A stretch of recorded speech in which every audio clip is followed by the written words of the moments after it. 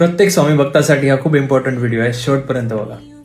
आपण नेहमी बोलत असतो ना, जे काही घडतंय ते स्वामींच्या इच्छेने घडतंय. यश देणारे पण स्वामीच आणि अपयश आलं तर वाट दाखवणारे पण स्वामीच.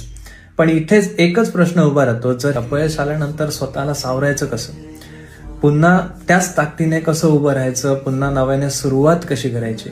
इथेच खरा स्वामींचा भक्त ओळखला जातो. कारण हे अपयश सुद्धा एक त्यांच्याच प्लॅनचा एक छोटासा पार्ट आहे. स्वामी तुम्हाला अपयश देत नाहीत, पण ज्यावेळी कोणती तरी डिफिकल्टी किंवा असं कोणतं अपयश तुमच्या समोर येतं त्यावेळी ती तयारी असते काहीतरी मोठं अचीव्ह करण्याची. आणि त्यासाठी आपल्याला स्वामींनी एक सुंदर वरदान दिलेलं आहे आणि त्यालाच आपण म्हणतो तारक मंत्र. आपल्याला प्रत्येकाला स्वामींचा तारक मंत्र माहिती आहे, निश्चिंत हो निर्भय हो होणारे प्रचंड स्वामीबळ पाठीशी ते.